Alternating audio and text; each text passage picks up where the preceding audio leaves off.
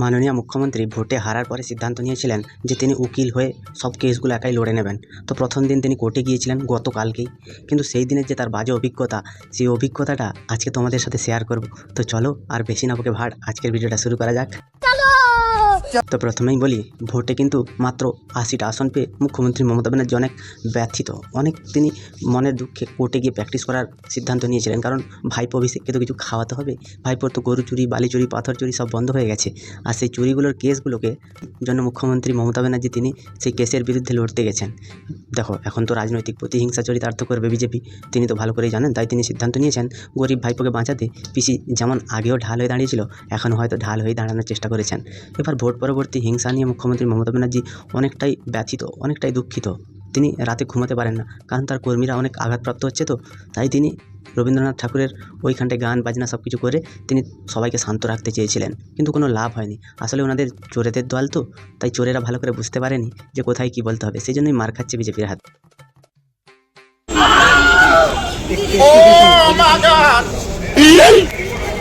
হ্যাঁ, তো এবারে মূল টপিকে আসি। মাননীয় মুখ্যমন্ত্রী মমতা ব্যানার্জি তিনি কিন্তু অনেক কিছুই ভেবে রেখেছিলেন যে হ্যাঁ, আমি এবারে সরকার গড়লে কী করে চুরিটা ভালো করে রপ্ত করা যায়, সেটাই হয়তো তিনি ভাবছিলেন। এবং তিনি কী করে আর মানুষের সর্বনাশ করবেন তার লোকেদেরকে দিয়ে, কী করে তিনি আরও গরিবদের, বেকারদের এদেরকে ভাতা দিয়ে আরও কিছুদিন টেনে নিতেন সরকারটা, এটাই ভেবেছিলেন। কিন্তু সেটাতে তো ভগবান হিসি করে দিয়েছেন, তাই তিনি পারেননি। তো এখানটায় মুখ্যমন্ত্রী মমতা ব্যানার্জি এই ভোট পরবর্তী হিংসা নিয়ে গিয়েছিলেন কোর্টে কেস লড়তে। তোমরা অলরেডি দেখেই নিয়েছো ভিডিওটা। তো এখানটায় গিয়ে তিনি সওয়াল করেছিলেন, বিচারককে বলেছিলেন, এই যে ভোট পরবর্তী হিংসা থেকে আমাদের কর্মীদেরকে বাঁচান, আমাদের কর্মীরা ঘর ছাড়া, আমাদের কর্মীরা রাস্তায় মার খাচ্ছে। আমি শুধু একটা জিনিস বুঝতে পারি না, যে এখন সেই দেবাংশু, কুণাল, ঋজু দত্ত এরকম করে যত মুখপাত্ররা ছিল, তারা গিয়ে কেন কর্মীদেরকে বাঁচাচ্ছে না? অনেকেই তো সৎকর্মী আছে তৃণমূলে, তাদেরকে অন্তত বাঁচাতে পারতো। সবাইকে বাঁচানো হয়তো সম্ভব নয়, কিন্তু কিছু জনকে তো হয়তো বাঁচাতে পারতো, সেটাও কিন্তু তারা পারলো না। এটা ভেবেই আমার খুব খারাপ লাগছে, আঘাত লেগেছে এখানে। कैसे कैसे लोग रहते हैं यार यहाँ पर। মমতা ব্যানার্জি তিনি বিচারককে বলেছিলেন যে এই হিংসা থেকে বাঁচাতে কঠোর আইনি পদক্ষেপ নিতে। তখন বিচারক তাকে কী বলেছিলেন জানেন? যে এরকম তো কোনো অভিযোগ আসেনি, 2200 অভিযোগ পড়েছিল থানাতে, সেই থানা থেকে সেগুলোকে আবার বলা হয়েছে এগুলো মিথ্যে অভিযোগ, এর কোনো ভিত্তি নেই। মানে ভোটে হারার পরেও মাননীয় মুখ্যমন্ত্রী দাঙ্গা লাগানোর একটা প্ল্যান করছেন, মানে তার সেই প্ল্যানটা সাকসেসফুল হলো না। মানে প্রথম দিনের চাকরি জীবনে যদি চাকরিটাই শেষ হয়ে যায়, তাহলে কেমন ব্যথা লাগবে বলো তো? মানে প্রথম দিনের কেসটাই তিনি হেরে গেলেন। দেখুন, মুখ্যমন্ত্রীর এখন খুব খারাপ সময় চলছে, ঠিক আমার মতোই। মানে আমি যেখানেই যাচ্ছি সেখানটায় কোনো না কোনো বিপদ ঘটতেই আছে।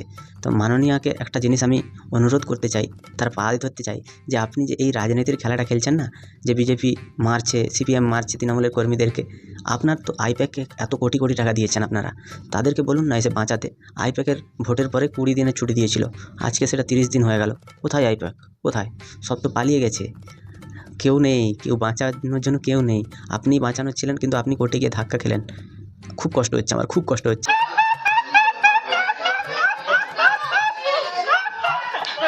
মাননীয়া, মনে আছে আপনি স্টেজে দাঁড়িয়ে বলেছিলেন যে মা বোনেদের বলবো ঝাড়ু নিয়ে ঘরে দাঁড়াতে, বিজেপির নেতারা গেলে ওদেরকে ধরে মারতে। বলছে আজকে তো বিজেপি জিতে গেছে, তো আপনার কথাটাই তো প্রয়োগ করছে মা বোনেরা, এবং বিজেপির কর্মীরাও প্রয়োগ করছে। কারণ তারা যদি বাই চান্সে হেরে যেত, তাদেরকেও তো ঝাঁটা নিয়ে মারতো তোমাদের দলের লোকেরা। তাই আজকে তোমাদেরকে একটু ঝাঁটা নিয়ে মারছে বলে তোমার এতটা গায়ে জ্বালা ধরে যাচ্ছে। বলছি পিসি, তুমি যে ওকালতিটা কত ভালো করে শিখেছো সেটা আমরা জানি। কারণ কি বলো তো, তুমি যে তোমার আশেপাশে যে তোমার অ্যাসিস্ট্যান্টগুলোকে নিয়ে গেছো, তারাই আবার তোমাকে ডোবাবে। যেমন করে আইপ্যাক তৃণমূলটার ডুবিয়ে দিয়েছে পুরো, সেরকম করে এরাও তোমার ডোবাবে। কীভাবে? এবার তুমি আমায় প্রশ্ন করবে, এবার আমি বলবো। ওরা সব যত ভুয়ো খবর আনবে, সেই খবরগুলো এনে তোমার হাতে দেবে। তুমি যেরকম করে সভামঞ্চে ভাষণ দিতে তোমার তো অভ্যেস হয়ে গেছে, সেরকম করে কোর্টে গিয়ে ভাষণ দেবে। বলবে এরা মারছে, এরা বাঙালি বিরোধী, এরা আমাকে শেষ করে দেওয়ার প্ল্যান করছে, চক্রান্ত করছে। কিন্তু কোর্ট তো প্রমাণ চায়, কোর্টে প্রমাণ ছাড়া কিছু হয় না। এবার তোমরা প্রমাণ কি নিয়ে যাবে? সেটাও নিশ্চয়ই ভুয়ো প্রমাণ হবে, কারণ তোমার আশেপাশের লোকগুলোই তো ভুয়ো। ওরা ভুয়ো প্রমাণ নিয়ে গিয়ে তোমায় দেখাবে, তুমি সেগুলো কোর্টে দেবে, প্রতিনিয়ত তোমার বিচ্যুতি হবে। বলছি যে কোনো একটা জিনিস যদি তুমি করতে, সেটা ভালো করেই পারতে। বেকার সে শিক্ষকতা, চাকরি, তারপরে তোমার ওকালতি, তারপরে সাহিত্যিক, রাজনীতিবিদ, আন্দোলনের নেত্রী, সব কিছু একসাথে গুলিয়ে ফেললে, সেই জন্যই তোমার কোনো কিছুতেই কিছু হচ্ছে না। আমি শুধু একটা জিনিস ভাবছি, তোমাকেই নিয়ে ভাবছি, যে একটা মানুষ শেষ জীবনে এসে আর কতটা বেজ্জতি হলে তিনি রাম রাম করে চলে যাবেন শ্মশানে। একটা কথা তোমায় বলি, একটা সাজেশনই ভাবতে পারো, যে শেষ জীবনে এসে একটুখানি কীর্তন করে, রাম নাম জপ করে, কি হরি হরি জপ করে, রামে তো তোমার অ্যালার্জি আছে, হরি হরি জপ করে তুমি অন্তত শেষ বিদায়টা নাও। বেকারে ওকালতি করে নিজের বেজ্জতি করে কি লাভ হচ্ছে দিদি? আমি তো বুঝতেই পারছি না। 20টা গাড়ি নিয়ে তোমরা ঘুরে বেড়াও, তোমাদের এত অহংকার। বলছি তোমার ভাইপো সে যে এত বড় বড় বাতেলা মারছিল, আয় 5 কিলোমিটারের বাড়ি, তোদের এরিয়ার মধ্যে দাঁড়িয়ে আছি, যদি বাপের বেটা হস তোর বাপকে গিয়ে বল আমি এসেছি, এরকম করে যে এত ভাষণ দিত কড়া কড়া, সে তো মালটা দেখি আর ঘর থেকে বেরোয় না। তৃণমূল কংগ্রেসের যুবরাজ, তাকে তো তোমার দলের যারা চোরেরা ছিল সবাই যুবরাজ বলে ডাকতো। এখন দেখো যখন সবাই ফেঁসে গেছে তোমাকেই এগিয়ে দিচ্ছে। মাননীয় মুখ্যমন্ত্রী কিন্তু সৎ, তাহলে কি আর বাকি সবাই চোর ছিল? ভাইপোটা কি বড় মাপের চোর ছিল?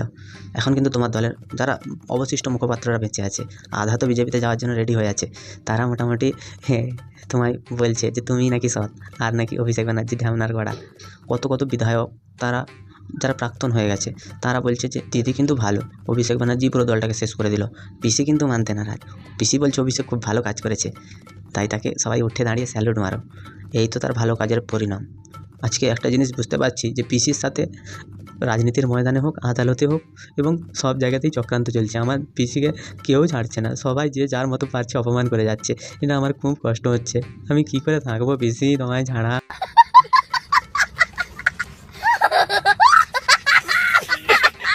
একটা কথা কি জানো তো পিসি, তোমায় না অনেকটা এখন লজ্জা ছাড়া লাগে। তোমার লজ্জা শরম যদি থাকতো তাহলে তুমি এসআইআর নিয়ে রাজনীতি করতে যেতে না সুপ্রিম কোর্টে। তুমি সেখানে গিয়েও নিজের বেজ্জতি করালে, তারপরে আবার হাইকোর্টে প্রথমবারের জন্য তুমি গেছো। তোমার কাছে ওকালতির সার্টিফিকেট আছে কিন্তু ওকালতির এক্সপিরিয়েন্স নেই, সেটা বুঝতে শেখো। সব কিছুতেই যদি তুমি সওয়াল করবে বলো, আর বাকি যে ডিফেন্ড করার উকিলগুলো আছে তারা কি তোমায় ছেড়ে দেবে? এই যেরকম করে তুমি ভোট পরবর্তী হিংসা নিয়ে বলতে গেছিলে, ছোটোখাটো কটা ঘটনা ঘটতেই পারে, এবার সেটা নিয়ে তুমি যদি আদালতে চলে যাও সেটাতে তো তোমার বেজ্জতি হবে পিসি। তাই তুমি কেন যাচ্ছ? কিসের জন্য যাচ্ছ পিসি? যেও না, তুমি তো ভালো মেয়ে বলো, তোমায় সবাই মিলে এত বোঝাচ্ছে, তুমি কেন বুঝছো না যে শেষ বয়সে হরিনামটা করো না? তো তোমাদের ভিডিওটা কেমন লাগলো তোমরা আমাকে একটু কমেন্টে জানিও। যদি ভালো লাগে লাইক করো, কমেন্ট করো, শেয়ার করো, সাবস্ক্রাইবও করে দিও। পাশে থাকা বেল আইকনটা প্রেস করতে একদম ভুলবে না। সবাই ভালো থেকো, সুস্থ থেকো, সাবধানে থেকো, আর দেখতে থাকো বাংলা আর কুঁড়ে ঘর।